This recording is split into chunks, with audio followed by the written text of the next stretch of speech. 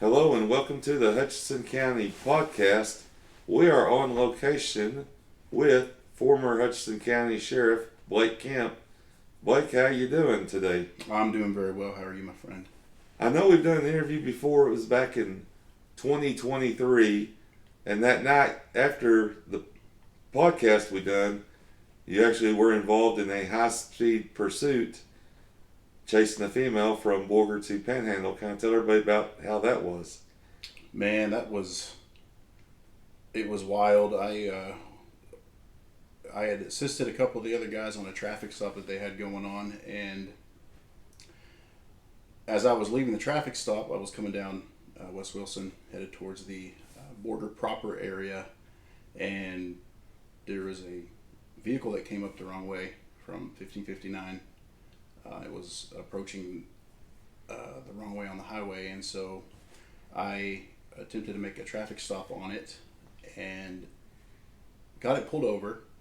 Well, if my memory recalls it correctly, the brake lights were still on, which is kind of an indicator that, hey, they're not wanting to stop and get out of the car. So as soon as I got out of my patrol unit to go up and make contact with the driver, she took off. And so I got back in my car, and I think that was a very ignorant thing to do for her, because there was, 4 or 5 different squad cars from different agencies not too far behind, because we just finished out of the traffic stop. So I initiated my lights and sirens and began the pursuit, and we drove through Borger onto Cedar Street, and she took it all the way to Panhandle. On the highway going through Panhandle, of course, she was at high rates of speed, and this was late at night, and so I was looking for an opportune moment to disable the vehicle, whether that be spike strips or using my vehicle to take her off the road, because she was driving very dangerously. But we got into Panhandle. I believe she missed the spikes, because I do believe that they had a spike strip set up there. She missed the spikes. We continued on downtown, and I got to a point where she pulled into a parking lot of a grain elevator, and I finally decided I'm going to terminate this pursuit. So I had tried to, I believe, pit her once in town or get in front of her, and I passed her because she turned off here. Like I was going to stop her. She got into the parking lot and took my patrol unit, and I pitted her. I believe I rammed the back of her vehicle and sent it off into there was an area cordoned off there for a gas line, I believe, but it was, steel fencing around it, and she hit that. And so we got her out of the vehicle, and she had a handgun, and turns out she had stolen the vehicle from a guy she was seeing, and really screwed him over with that whole deal for driving crazy like that. But it was wild. I've had a lot of wild times, man. A lot of dangerous times. It's been a ride. I just remember that because that was the night, like I said, you did the podcast, you got ready for work. Then next morning, that was on the news and social media, that high-speed chase, which we don't get a lot in Hutchinson County. Bigger cities, that's probably a pretty much everyday occurrence or once a week, and have a helicopter involved. So very well, and nobody was injured or killed in that incident. No, thankfully. I mean, it's always dangerous when you're in a pursuit. I mean, because you don't know what the suspect's on, if they're if they're under the influence of methamphetamine, if they're drunk, if they're armed, if they have a load of dope or things like that in their vehicle. So, and realistically, 207 south out of Borger is not conducive for a high-speed chase. No, That's not designed. The current speed limits, actually, some people could question, would be too high for that road, as much as it winds, and a lot of fatalities over the years. Yeah, of course. So you left law enforcement. You did not run for a re-election. Correct. Kind of tell us what you have done since. Well, it depends on what part of the Okay, sure, we'll what just part say of the journey of my story. we will. Okay, you got out of office. You've been out of office, and then you were all over the news. So we will address that subject. So when I got out of office, I'll tell you that the state of mind I was in was probably not a good one, and it was due to I would say where my heart was during that time. I believe, on this journey that I've been on, at least the last 10, 15 years, you go into law enforcement thinking that you're going to want to make a difference, and that's where your heart is. Well, repetitively over and over and over again, you're dealing with people in their worst situations. So you develop a mind frame and a worldview that is through a lens of it's very much a us versus them type of mentality, and that's just kind of inbred into the job you're doing. The only people generally that you're dealing with are, at the worst times in their life. So you see people that are generally a good person, people make mistakes, and that being said, you're only dealing with that person in a state of crisis or a state of violence or something of that nature, and so you form your worldview of how you see people by your interactions, in the people that you come in contact with. And in law enforcement, the majority of that is, hey, they're breaking the law, or somebody just got in a fight with someone else, or, name anything that has to do with, the darker side of human beings. But what that does is it forms a worldview that separates you from normal society. And so it's hard to function as a normal human being because you're working shift work, or you're spending 8 to 10 hours to 12 hours a day dealing with humans that are just somebody made a mistake or somebody did something, and so the stress levels just in the job inherently, people don't tell you about that. I mean, they'll mention, hey, it'll be stressful, but they don't tell you the emotional trauma and the physical trauma that a person undergoes when doing that job. And during that time, I had got elected at a young age, 27 years old, as the youngest elected sheriff in modern history in the state of Texas.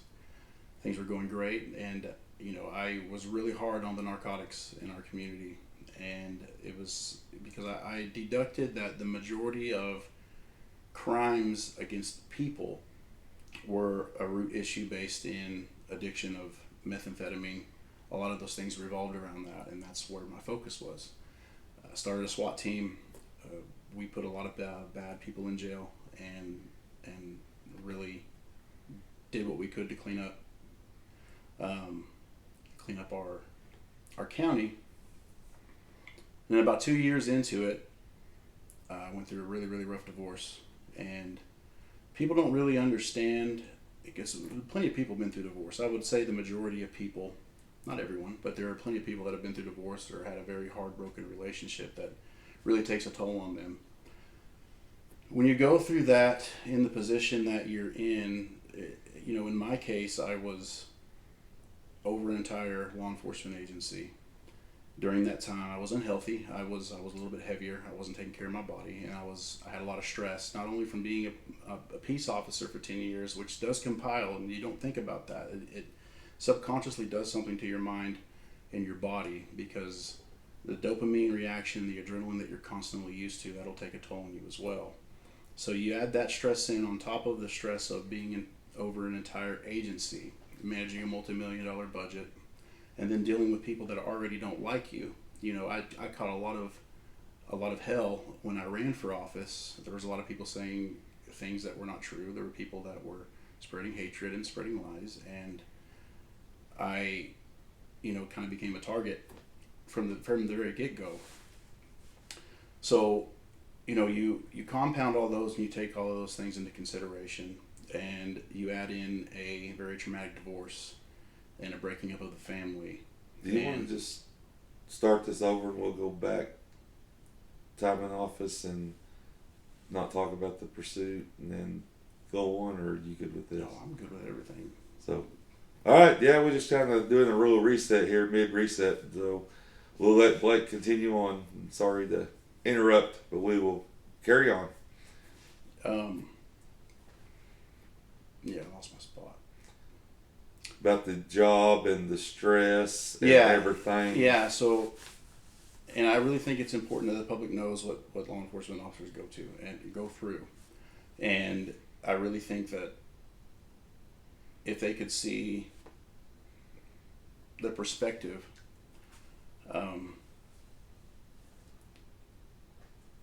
from my point of view and from my story, I think it'll save a lot of heartache for other people. That being said, going through that divorce in the middle of being in office really took a toll on me, and along with all the other stress, it just continued to compound. So I went down a very dark path, I would think, in my own mind. I was on a various number of different prescription medications that were not helping me at the time because I was also drinking. And it just really kind of tore me down inside. And when that happens, I think most men would agree that going through something like that, it really hurt you to the core. And my performance as sheriff those last 2 years really lacked because of all of these compounding things.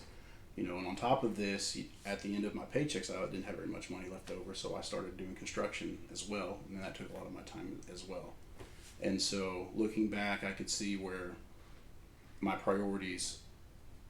Well, first off, I wasn't thinking clearly as I should have been, and looking back at it, my priorities could have been a little bit differently and approached differently. But a lot of these things in life, you only learn by going through them, and that's kind of one of those things that I believe that I learned the hard way sometimes.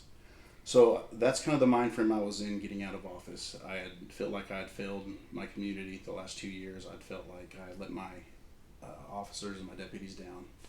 And being a single man, having all that happen, you know, I did what single men do. And I pushed through, but when I got out of office, I was in a bad mind frame.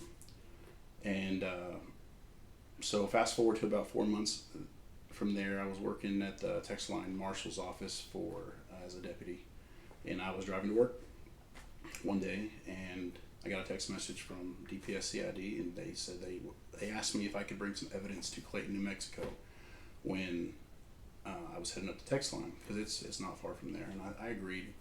So they asked me to meet at the Moore County Sheriff's Office, and I did. And as I pulled up, 2 deputies got on their patrol units and left, and I was like, I don't know what's going on here. And then the agent got back with me and asked me to meet at DPS. So I pulled up, and I got on my patrol vehicle to see what they needed me to take out for them.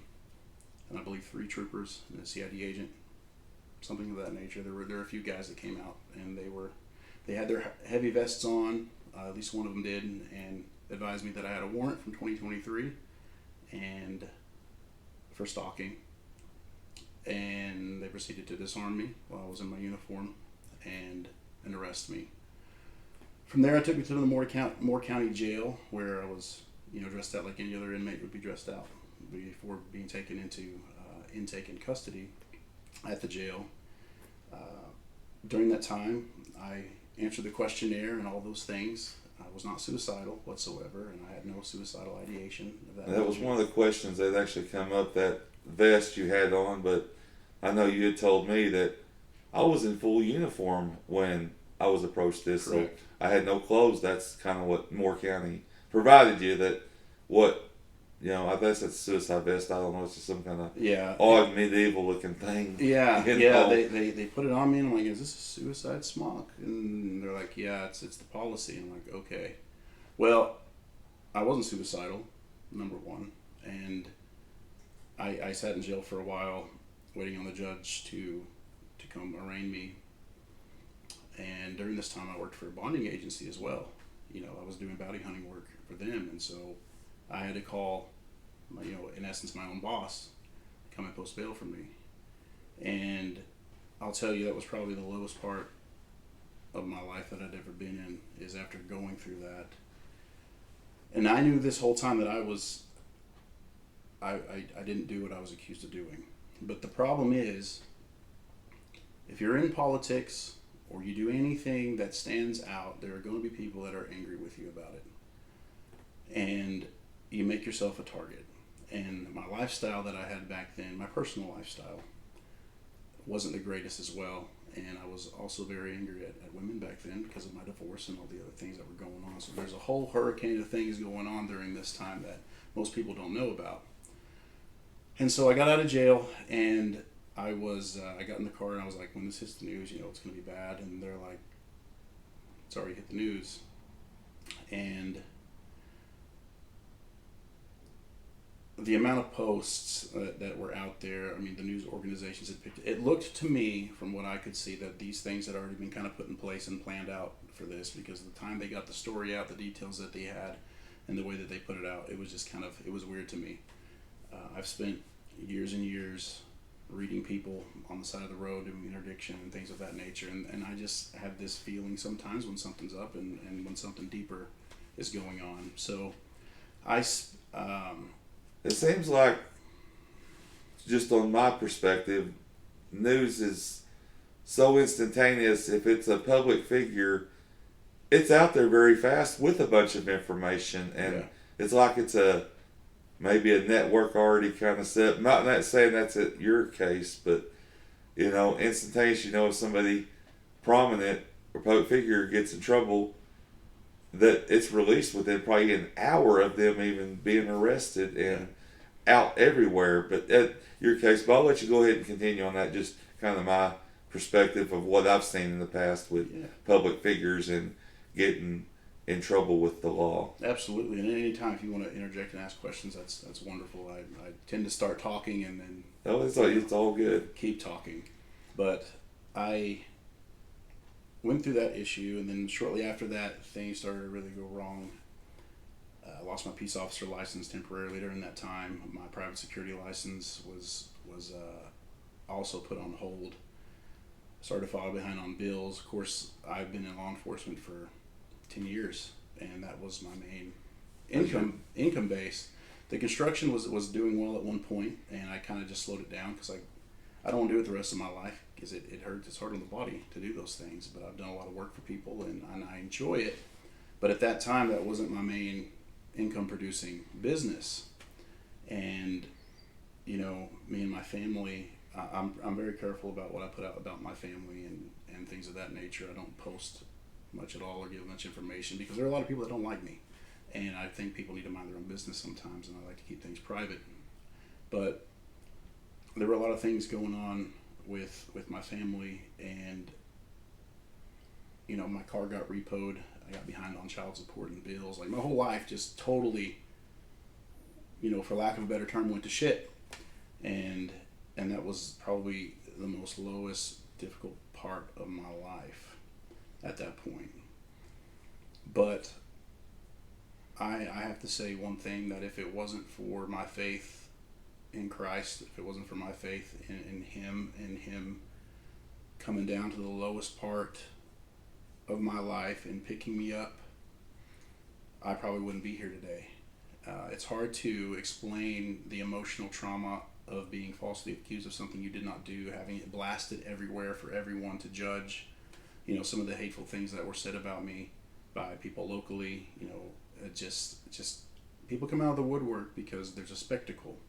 And on social media, it's a hardball game if you're going to be on social media, period. But when someone is put on there and accused of something, especially something that's as heinous as stalking would be, it gives everyone the opportunity to jump on the bandwagon. Everyone's made mistakes in their life, and everyone that has commented has made mistakes in their life. And I don't know really what it is, but it's like going into a whole area of shark infested waters and throwing a bait fish in there. It's like they tear you apart. And if I hadn't have been through the things I've been through during the election with all the that was pretty rocky itself. Yeah, I probably wouldn't have been able to handle it, like I did. But it's what I've kind of learned, not to the scale of what you are, but when you're out there on social media and public, people know who you are, you're very open to criticism no matter what. And then something big comes up like that, it's that media circus. So yeah, that's kind of you're popular, then you're the villain in the same breath. And that's kind of the nature of the beast in social media and our technology now. Everybody's a news correspondent. And yeah. we're all podcasters and famous people and stuff. Yeah, but if you're really well known, it really becomes a big deal. And you being a young candidate for sheriff caught a lot of attention. The way that election went, and had to be a write-in and everything.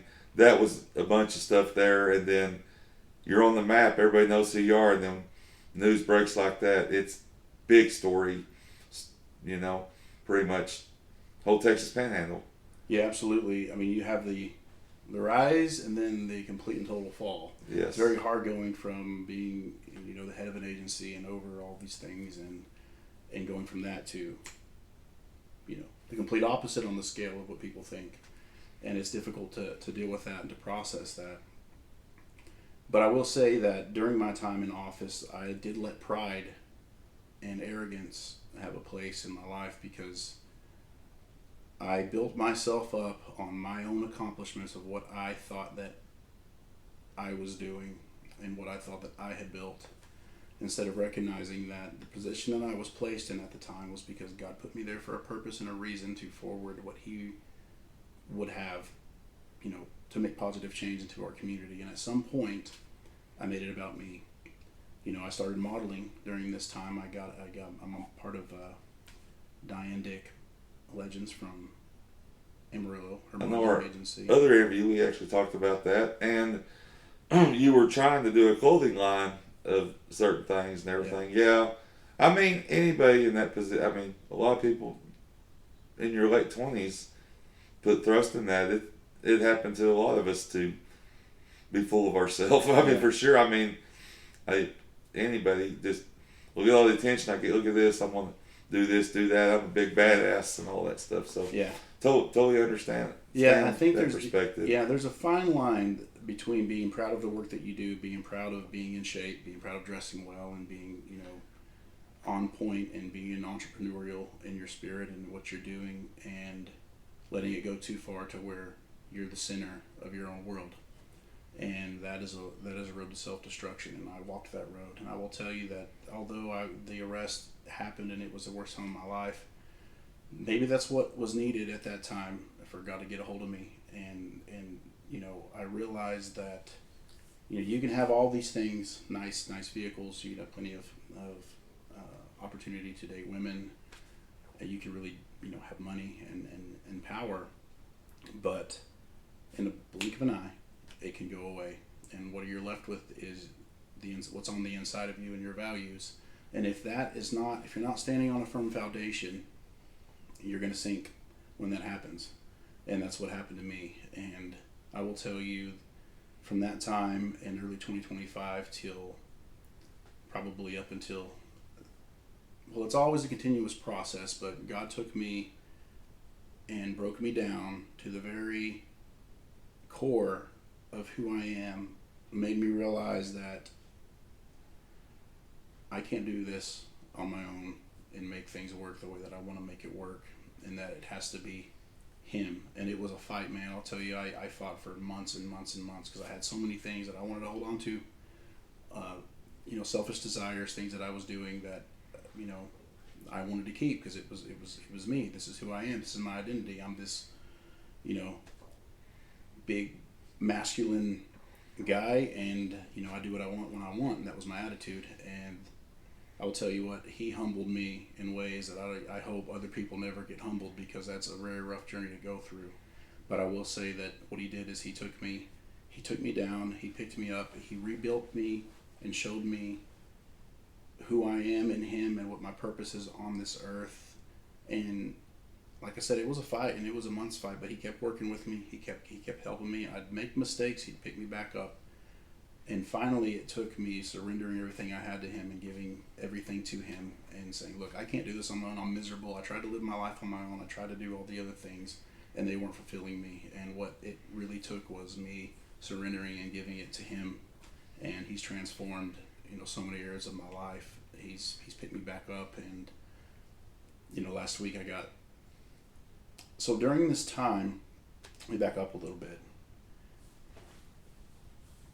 I know the truth of what I've done, what I have not done. I have made mistakes, and I'll be the first to admit that I've made mistakes. And I have hurt people, and if I've hurt somebody, then I want them to know that I am sorry, and I was not thinking properly in my mind. And I hope people that hear this will know my heart and then understand that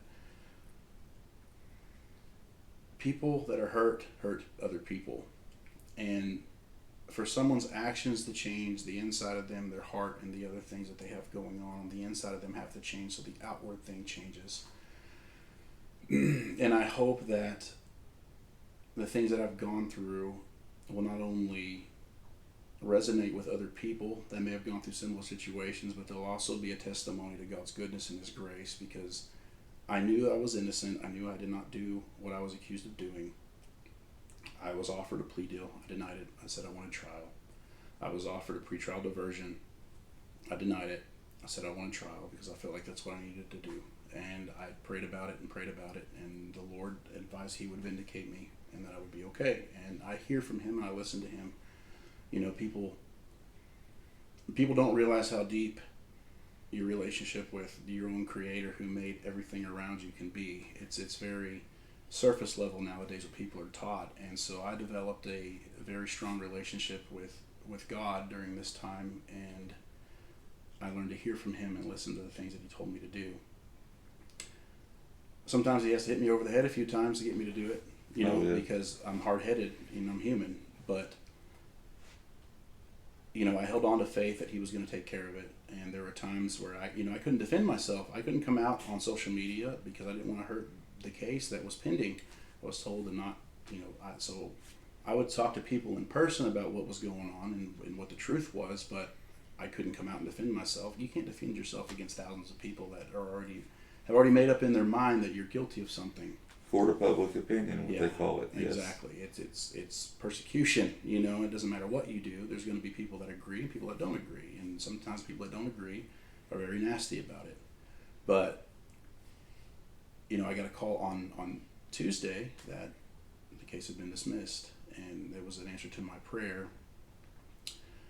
And during this process, there were so many emotions that were taking place on the inside of me. There's anger, of course, lots of anger, because of the way that I had been, from what had happened to me, knowing that I was not guilty of what I'd been accused of, and then being smeared anyway. That really hurt me deeply, because like I said, I'll be the first to tell you, I've made mistakes. I've done some dumb things in my life, and a lot of those were done out of a place of hurt and a place of anger and a place of deep sorrow from losing your family and that kind of stuff.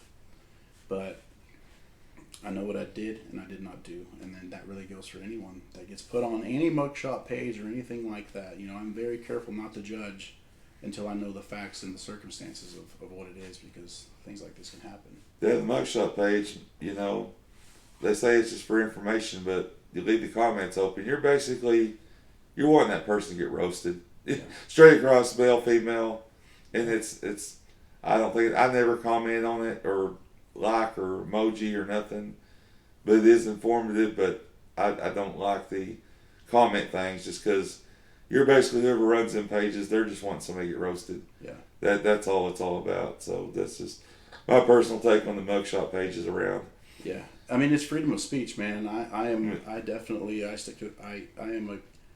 I'm one who believes in the Constitution that it should be upheld regardless. So, if the thing is, if you start censoring things that you label hate speech because someone else doesn't agree with it, the whole purpose of free speech being implemented in the first place is to have freedom of expression, including the expression of your ideas, your viewpoints, things of that nature. But the mugshots is public record, and you don't have to make it where it's commented on. Yeah. We're not saying that's not censoring. That's public information. Right. That's absolutely. out there and posted, but it's been turned into a platform to where you can roast somebody and stuff. It has, and some people. And sometimes the shaming of that actually straightens some of them people up. I have seen some of them people that, like, a year later, that drug school they got going here in Hutchinson County. Yeah. Then some of them people, it has turned them around, and they actually, I interviewed Christy Sullivan that was starting one of the groups a year and a half ago. That went from 5 people, I think it's like 100 now. Yeah. And really growing. Glad a lot of them people are like you, trying to get a reset in life and start over, and have hit rock bottom. Yeah. In their lives and trying to turn it around. Always a good thing, and everything, and don't give up on them people for sure. Oh, absolutely. And I'll tell you that my views on all of these things have kind of altered as well, because going through what I've been through and knowing how much pain and hurt that I was in, and the state of mind that I was in during those times, really had me reflecting on my approach to how, I enforced the laws as when I was in office. And there's a repetitive door: people getting arrested, being let go, people getting arrested, being let go. More people would benefit from having an encounter with God and having the habits and the things on the inside fixed. Because once you have an encounter with the creator of the universe, and you realize how real he is, and you realize the power that he has to come in on the inside and clean up the things that you can't get rid of on your own. I mean, I was at one point an alcoholic. I drank all the time, and I had issues that I was dealing with, and some of these things, once you get in a mindset of being in that, it's hard to break those on your own. That's why you see people relapsing and going through the same repetitive patterns that don't change. And so something has to happen with your thinking and the way that you see things and your mind frame of things, and it also has to happen on the inside that will change your wants and desires to want those things. Because once you are fulfilled and you have that peace on the inside of you, you no longer want to go do those other things, And so I really think,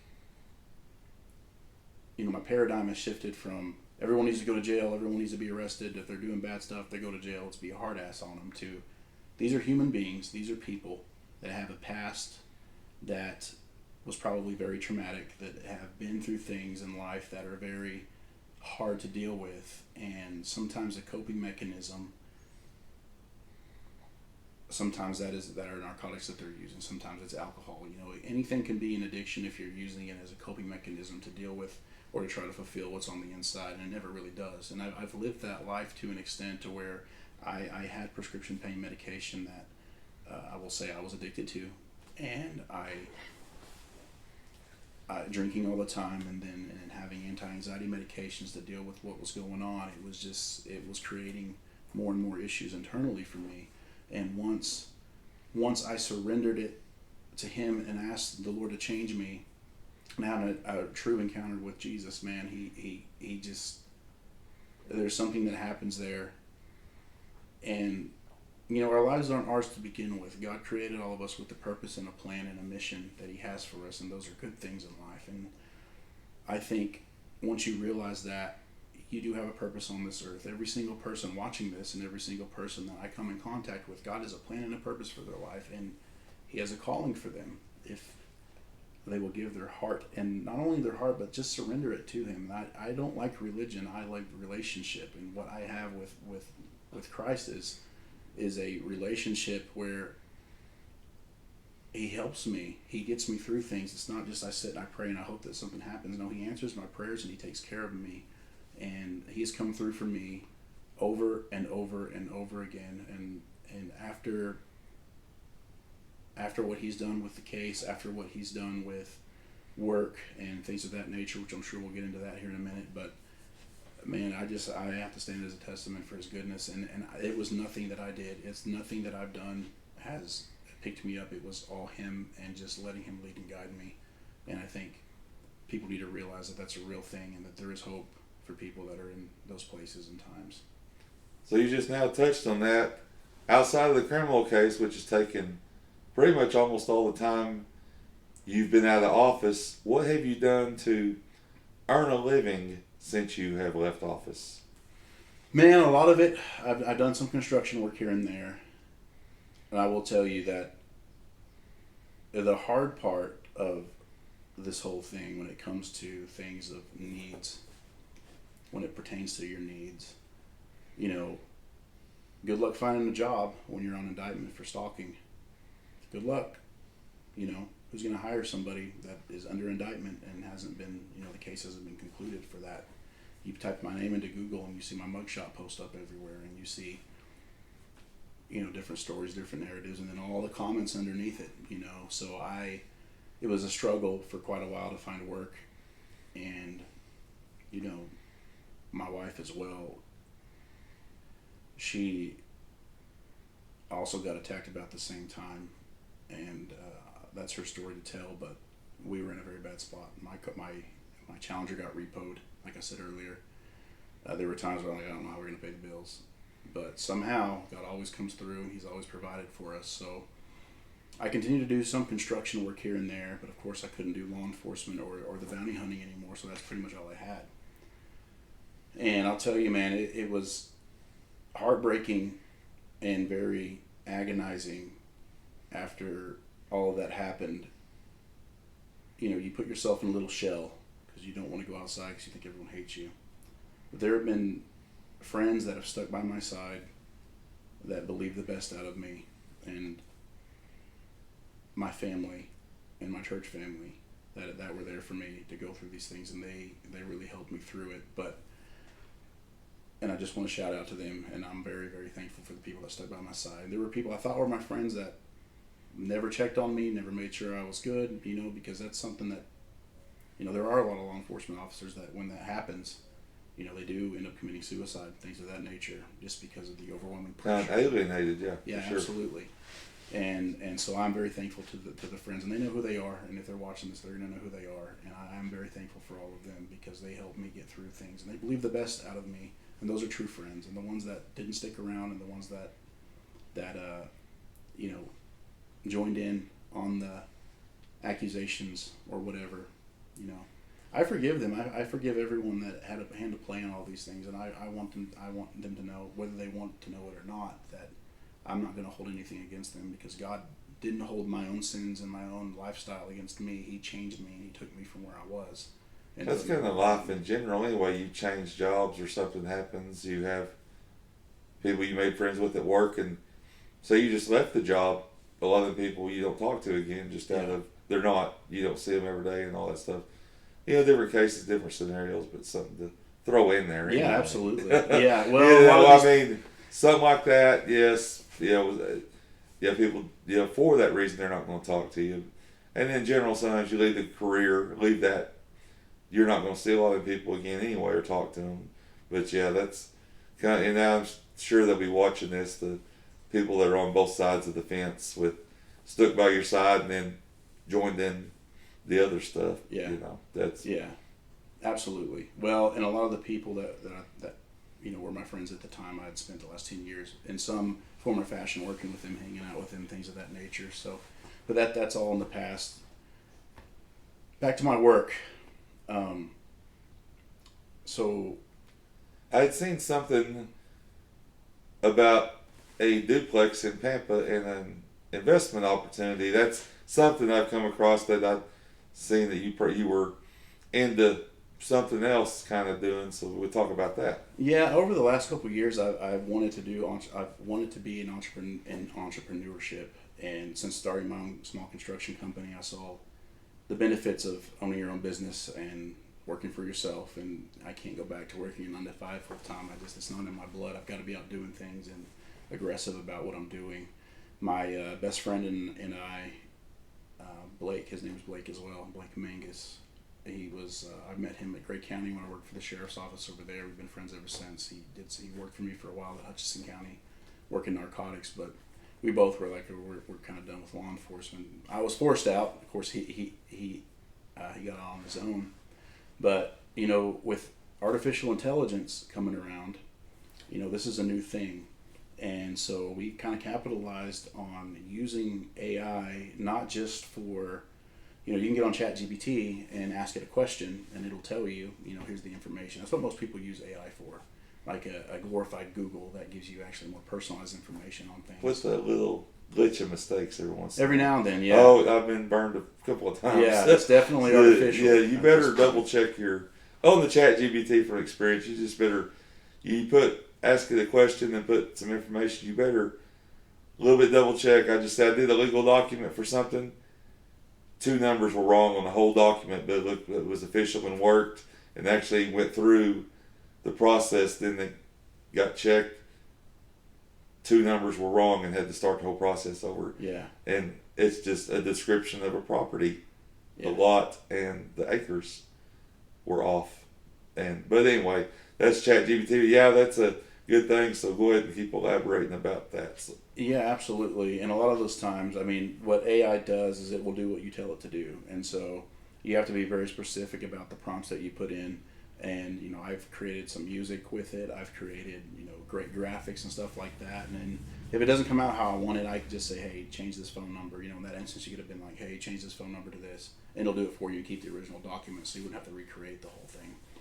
Because it works like as a human reasoning would work. So if I'm working on something and then something needs to be changed, then I would just go back and change it. But it's what it's been able to do. It's been able to multiply workflow and workloads and work output, you know, for people. And so what we've done is instead of using it just for as information center for different things, we've actually taken it and, like a lot of people are doing now, is we're using it to work for us.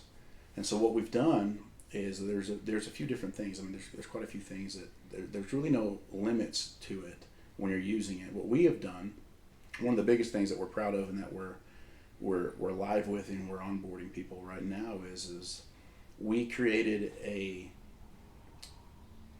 program for charities similar to the program Zephy, which Zephy is a program that's provided to charities for free to basically run their ticket sales through, and they're basically funded on donations from people that are donating. And what we've done is we've supercharged that idea of some sorts, and we created a program that I got the name. It's great. It's called Give, Giive, and this program takes the place of Zephy for these nonprofit organizations. But what it does is once you're onboarded into this program, it gives you your CRM to be able to manage your events, to be able to control ticket sales, to be able to control, you know, if you have a certain number of tables for different events, you can sell tables, things of that nature. And it's all free to the nonprofit. Only time we ever make money is if we get donations from people that are already giving. So it's people's generosity. So we're helping out nonprofits. We're giving our program to nonprofits. They're also getting donations. We make it easier for them to streamline donations and things of that nature. And then, you know, the only time we make money is if people want to give to us as well. And it creates an ecosystem of giving, and it's really good. It's really good. Nobody loses, you know. And I think it's really important to remember the heart of things when you're doing stuff, that we want to help people. You know, it's not about getting rich. It's not about having beautiful cars, all these things. Although we will be profitable, it's important that we get the right tools to people to be able to outreach and help other people. So one thing that we have done, I mean, this program is huge, is we have used artificial intelligence. We have given it the ability to scrape a donors list. So if somebody donates, and there's plenty of people on this donation list, it will scan through this. Well, what a lot of people don't know or understand is that certain businesses and certain employers that you work for, they will match your donation. So for example, I believe Xcel Energy does that. So if someone comes and donates $500, Xcel Energy has it in their policy that they will also donate. You know, they'll match that. Now, don't quote me on that. I'm just using that as an example. I've actually heard another company this week does the same thing. I won't quote it. It's one of the refineries will match your donation. I have heard that before. Absolutely. There is some truth to that. Yeah, and as an example, so when they finish their donation on the website, it pulls up an option, which it's really no work at all. It's you just click a few buttons and it will send off basically a ticket to that company, and it brings in that extra match for the charity. And so what we've done is we've been able to supercharge and multiply the donations that charities are getting by reaching out to the employers that they already, you know, that are already willing to donate and bringing that extra money in. So, you know, if you've got 10 people that work at Walmart and they all donate, you know, $1,000, just hypothetically, and it's, you know, it's $10,000. Well, you have $20,000 sitting there. There's $10,000 sitting there on the table that it's going to be given to you. All you got to do is fill out the form and do the things, and you get it. And so we've added that feature to it, and I think it's going to be really, really, really big. We have a goal to onboard, I believe, 1,000 charities and 501c3s by the end of the year, and it's a big launch. Yeah, it's gonna. Those kind of understand, It's going to be a huge launch. So we had started out just using AI to create voice agents for people. Basically, we can also automate businesses where it can take phone calls, because I can speak from a contractor's perspective. I can't answer my phone all the time, and because I'm busy doing the actual work, and a lot of my leads came in from Facebook or word of mouth. And so when you're constantly getting phone calls and you can't answer them because you're, building a deck or whatever, what this does is it has an AI agent that's trained on your business, and the voice can be made into your voice or someone else's voice or a generic voice. And what it'll do is it can answer the phone call. It can reason with the person and talk to them like you're having an actual conversation. And what that will do is it can tie it to your calendar. It can tie it to whatever you're using to schedule jobs, and it will send you a text message saying, hey, a phone call you received a phone call from this person. Here's what we discussed. You can see what was discussed, and you can see if you can help them out or not. And so what it does is people are missing leads by missing phone calls and missing outreach. And a lot of people aren't reaching back out to people that they have leads because they're so dang busy. And so what that does is it gives them the opportunity never to miss a lead, to also prioritize where at on the list of where, if it's an estimate for someone, and it could work for any other business. It just gives you the opportunity to cultivate and reach out to more people that, and help grow your business. We've also have integrated it and utilized it to be able to send text messages to people, to follow up with people, emails, and this is all automated. This is not, I have to sit down and write it out. We have the ability to take a business and totally automate their social media posts for a whole month, schedule them out, create them. We use AI to create these things and to make it look aesthetically pleasable to the eye, things of that nature. And so the possibilities are completely endless with this. And so we've pushed that end, and we've pushed Give, and Give is really going to be the big one here. But we are really developing multi-million-dollar products and multi-million-dollar systems that are going to help revolutionize business. And we've also merged and formed a third company with a good friend of ours, Matthew Webb. He's in Amarillo, and he owns Grizzly Media. So we've because the marketing side also fits in with the automation side for AI. And so what we've done is we've taken the two, we've put them together into Grizzly AI, and we're able to market your business, create your website, give you Google guaranteed, automate your workflows, and completely just grow your business. And you have these tools that a lot of people do not have, and they're affordable. I mean, even if you're paying $900 a month for all these tools, but the tools themselves are bringing in $10,000 a month extra revenue, you can't lose. No. And so that's really where we're looking at. We want to help people grow their businesses, and on the other hand, we want to give back to people. And that's just where our heart's at, man. We just want to help people. We know what it's like to have no money, to be down and out, and to need things and not be able to afford it.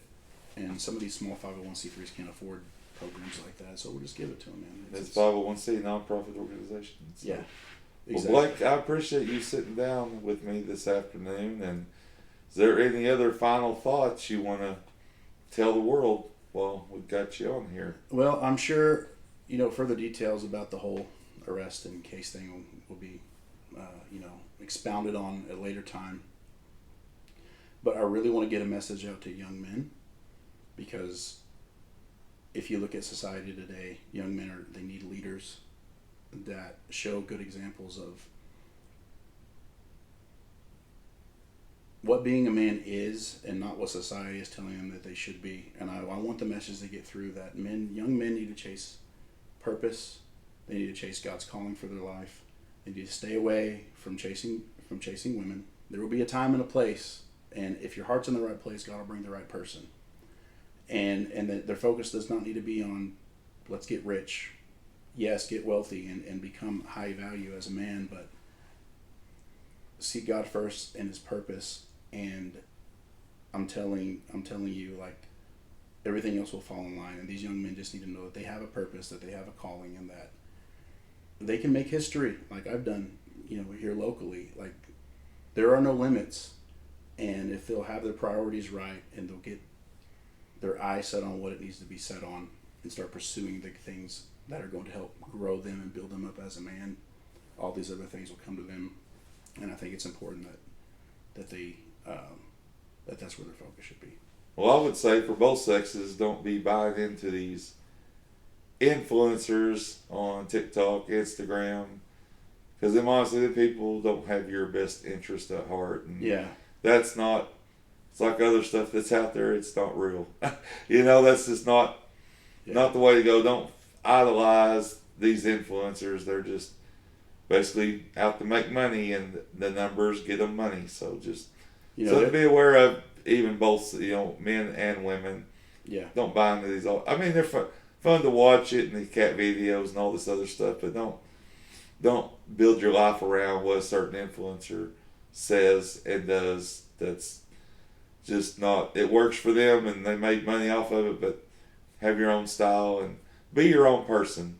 Yeah, absolutely. And if when it comes to social media and YouTube and podcasts, put things on that are going to help you grow as a human, that are going to give you advice and good knowledge of how the world works and things of that nature, rather than just scrolling and doom scrolling on social media. And everything in life comes down to the things that you hear, the things that you see. Those affect how you act and how you speak. So if you're putting good things in your mind, if you're putting things that are helping you grow as a person of knowledge or giving you wisdom, or just basically at the end of it, just growing you, that's where your attention needs to be, not on these other things that are taking your attention away from what you need to be becoming. Be positive and have positive people around you, and it's hard to do, but live in the day, because you never know if it's your last day, and try to look forward and not backward. Absolutely. And so, well, thanks again, Blaik. I think we're going to end the podcast here. Thank you for the time, and we'll be putting this out. It's going to be a pretty lengthy one. We're going to do be the first time ever we're going to have an edited podcast episode. It's not going to be just me record it and throw it out there. We're going to actually edit this, and we'll have that out there soon. I still thank Border News Herald, High Plains Observer, Texas Panhandle Updates. Those three organizations have really helped me out and gave me credibility. Absolutely. And I wouldn't be where I'm at today without those three organizations. So thank you folks very much for that. Well, for Blaik Kemp and myself, we are out of here. It's only up from here.